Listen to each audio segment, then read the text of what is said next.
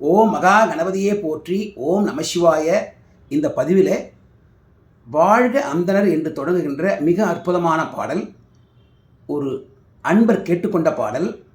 இதனோட பெருமை முழுமையாக நம்ம தெரிந்து கொள்ளணும்னா இந்த பாடல் நமக்கு எப்படி கிடைத்தது என்பதை தெரிந்து கொண்டால்தான் அதனுடைய பெருமை முழுமையாக நமக்கு புரியும். ஆகவே அதை சுருக்கமாக தெரிந்து கொள்ளலாம். எல்லோருக்கும் தெரியும், சமணம் தழைத்தோங்கிய நேரத்திலே பாண்டிய மன்னனுக்கு வெப்பு நோய். அந்த வெப்பு நோயை சமணர்களால் சரிப்படுத்த முடியவில்லை. திருஞான சம்பந்தமூர்த்தி மந்திரமாவது நீர் என்கின்ற பாடலை பாடி விபூதி அவர் உடம்பின் மீது பூசி சரி பண்ணார். ஆகவே சைவம் வென்றது. இது எல்லோருக்கும் தெரிஞ்ச விஷயம். அதன் பிறகு அங்கு நடந்த விஷயத்தை கொண்டு பொறாமை அடைந்த சமணர்கள் இவரை அனல்வாதத்துக்கு கூப்பிடுறாங்க.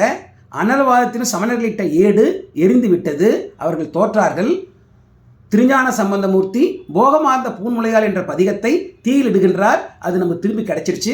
சைவம் வென்றது. கடைசியாக புனல்வாதம்.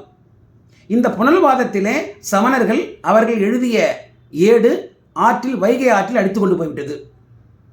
நம்ம திருஞான சம்பந்தமூர்த்தி வாழ்க அந்தணர் என்று தொடங்குகின்ற பதிகத்தை எழுதி அந்த ஆற்றில் விட அது அடித்துக்கொண்டு போகவில்லை. மாறாக எதிர் திசையை நோக்கி சென்று திருவேடகத்திலே கரையேறியது. ஆக சமணத்தை முழுமையாக வெற்றி கொண்ட பதிகம் இந்த பதிகம். அவ்வளவு சிறப்பு வாய்ந்தது. ஒன்று. இரண்டாவதாக, பொதுவாக நம்ம தேவாரத்தில் எல்லாமே பதிகம் பதிகம் சொல்லுவோம். ஆனால் இந்த பாடல்களில் திருஞான சம்பந்தமூர்த்தி கடைசி பாடலில் அவரே பாசுரம் என்று குறிப்பிடுகின்றார். அந்த பெருமை உடைய பதிகமும் கூட. மூன்றாவதாக, இந்த பதிகம் பாடி முடிஞ்சதுக்கப்புறமா அந்த கூன் பாண்டியன் கூன் போட்டுருப்பான். ஆகவே கூன் பாண்டியன் அவனுடைய கூன் நிமிர்ந்து நின்ற சீர் நெடுமாறன் என்று ஆனான். அது ஒரு பெருமை. இந்த பதிகத்துக்கு தான், முழு பதிகத்துக்கும் பெரிய புராணத்திலேயே நம்ம சேக்கிழார் பெருமான் விளக்கங்களாக பாடல் கொடுத்திருக்கார். அதுவும் ஒரு பெருமை. இந்த மாதிரி இந்த பதிகங்களுக்கு, இந்த பாசுரத்துக்கு பலவிதமான பெருமைகள். அதில் முதல் பாடலை நம்ம பார்க்க போகிறோம். முழுக்க முழுக்க பொது நலம் கருதி எழுதிய பாடிய பாடல். இதனுடைய சிறப்பு நம்ம பார்த்தோம். பாடலும் பார்க்கலாம். வாழ்க அந்தணர் வானவர் ஆனினம், வீழ்க தன் புனல், வேந்தனும் ஓங்குக, ஆழ்க தீயதெல்லாம், அரண் நாமமே சூழ்க, வையகமும் துயர் தீர்கவே. வையகமும் துயர் தீர்கவே. வையகத்தில், உலகத்தில் வாழ்கின்ற அந்த நாளில் நம்முடைய எல்லோருடைய துயரமும் துன்பமும் தீர வேண்டும். இங்கே வையகமும் சொல்கிறார். அப்படின்னா இப்போ வாழ்கின்ற இந்த நாட்களிலும், இங்கு வாழ்ந்து முடிந்து செல்கின்ற அந்த நாட்களிலும், அதாவது மேலுலகத்தில் செல்லும் பொழுது நாம் யமலோகத்துக்கு செல்லக்கூடாது, சிவலோகத்துக்கு செல்ல வேண்டும். அப்பொழுதுதான் நமக்கு அங்கே துயரம் இருக்காது. இந்த இரண்டு இகர் பர சுகம் நமக்கு கிடைக்க வேண்டும். அது எப்போ கிடைக்கும்? அரண் நாமமே சூழ்க.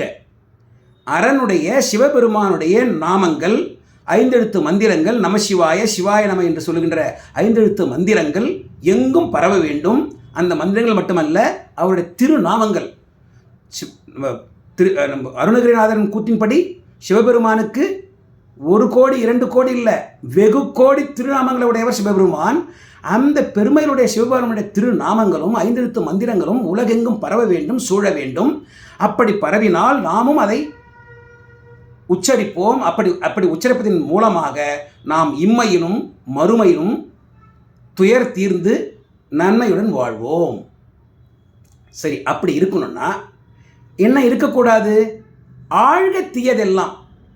தீய செயல்கள், தீயவற்றை தீய நோக்கத்தை கற்பிப்பவை எல்லாம் ஆழ்க வேண்டும், அழிந்து போக வேண்டும், நலிந்து போக வேண்டும்.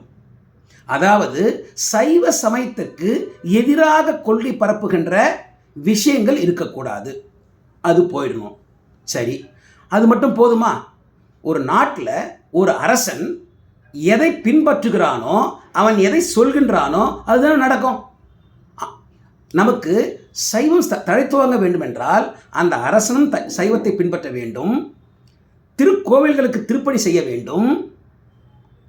மக்களையும் அவன் நன்கு கவனிக்க வேண்டும். மக்கள் நல்லா சாப்பிட்டு இருந்ததுன்னா அவன் சாமி கும்பிட முடியும். அதையும் கவனிக்க வேண்டும். ஆகவே வேந்தனும் ஓங்குக. அந்த வேந்தனும் ஓங்குகன்னு சொல்கிறத காரணத்தினால தான் இந்த கூன் பாண்டியன் கூட கூன் நிமிர்ந்துச்சு. சரி, அரசன் நாட்டை நல்லபடியாக அரசாள்றான். சிவபெருமா கோவில்களுக்கு திருப்பணி செய்வதற்கும் உதவி செய்கின்றான். அப்படி வேணும்னா அவனுக்கும் பணம் வேணும் இல்லை, நாடு செழிப்பாக இருக்கணும் இல்லை. நாடு செழிப்பாக தானே அவனுக்கும் பணம் வரும். அந்த அரசனும் கோவிலில் பார்த்துக்க முடியும், மக்களுக்கும் பைசா கொடுக்க முடியும், மக்களையும் பார்த்துக்க முடியும். ஆகவே வீழ்க தன் புனல், மேலிருந்து கீழாக தன் புனல், மழை, குளிர்ச்சி பொருந்திய மழை நல்லா பொழியணும். அப்படி நல்ல மழை பொழிஞ்சதுன்னா நாடு செழிப்பாக இருக்கும்.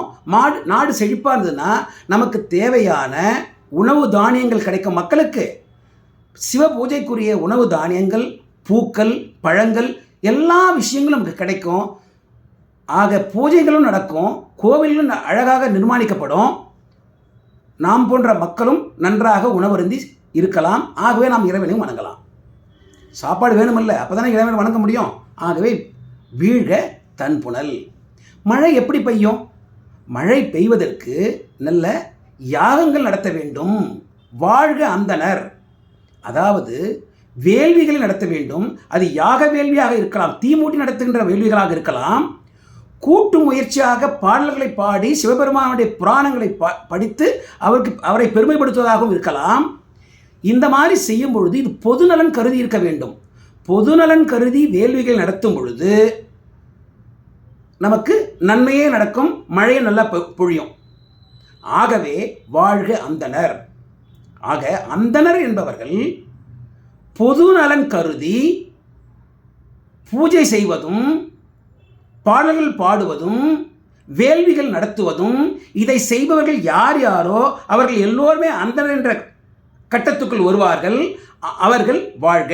அவர்கள் வாழ்வதன் மூலமாக பொதுநலம் விரும்பி செய்கின்ற செயல்களை தேவர்கள், வானவர்கள் திருப்தியுடன் மகிழ்ச்சியுடன் ஏற்றுக்கொண்டு அவர்களுக்கு அருள் செய்வார்கள், நல்லதை நடக்க வைப்பார்கள். நல்லது நடக்கணும் இல்லை, அப்போ தான் நல்லது நடக்கும். அது நல்லது நடக்கும். சரி, அதற்கு அடுத்தபடியாக பூஜைகள் நடக்கணும். நமக்கு என்ன வேணும்? பால் வேணும், விபூதி வேணும், பஞ்சகவியம் வேணும், இதெல்லாம் வேணுமே. இதற்கு பசு கூட்டங்கள் வேணும், பசுக்கள் நல்லபடியாக இருக்க வேண்டும். ஆகவே வாழ்க ஆண் இனம், வாழ்க அந்தனர், வாழ்க வானவர், வாழ்க ஆணினம். இந்த மாதிரி பொது நலன் கருதி நல்ல பூஜைகளை செய்து சிவபெருமான் பெருமைகளை படித்து, அது திருப்புகழாக இருக்கலாம், தேவாரமாக இருக்கலாம், திருவாசகமாக இருக்கலாம், வேள்விகளாக இருக்கலாம், இந்த முறையிலே படித்து அவற்றை தேவர்கள் மகிழ்ச்சியுடன் ஏற்றுக்கொண்டு நமக்கு அருள் செய்ய வேண்டும். அந்த அருளின் காரணமாக நல்ல மழை பொழிய வேண்டும். அவர்கள் இந்த பூஜைகளை செய்வதற்குரிய பால் போன்ற விஷயங்களை பசுக்கூட்டங்கள் நமக்கு தர வேண்டும். இவையெல்லாம் நடத்த தீயவைகள் நலிந்து போக அந்த அரசனும் மக்களையும் நன்றாக பார்த்து கொண்டு சைவம் தழைத்தோங்குவதற்குரிய விஷயங்களை அந்த அரசன் செய்ய வேண்டும். ஆகவே வேந்தனும் ஓங்குக. அப்படி செய்தால் சிவபெருமானுடைய திருநாமம், அரண் நாமம், 5 எழுத்து மந்திரம் உலகெங்கும் சூழும், உலகெங்கும் பரவும். நம் போன்ற மக்களும் அந்த 5 எழுத்து மந்திரத்தை சொல்லிக்கொண்டே இருப்பார்கள். ஓம் நமசிவாய், ஓம் நமசிவாய் என்று சொல்லிக்கொண்டே இருப்பார்கள். அப்படி சொல்ல சொல்ல நாம் வாழ்கின்ற இந்த வையகத்தில் இப்பொழுதும் இங்கிருந்து கடந்த பிறகும், அதாவது இம்மையிலும் மறுமையிலும் இகத்திலும் பரத்திலும் நாம் சுகமடைவோம், துயர் தீரும் என்பதாக இந்த பாடல் அமைந்துள்ளது. இதை தொடர்ந்து பல பாடல்கள், அவர் 12 பாடல்கள் பாடியிருக்கார். அதில் முதல் பாடல் தான் இந்த பாடல். மிக அற்புதமான பாடல். இதில் ஒரு விஷயம் நம்ம தெரிஞ்சுக்கணும். இது பொதுவான கருத்துடைய பாடல், பொது நலன் கருதிய பாடல்.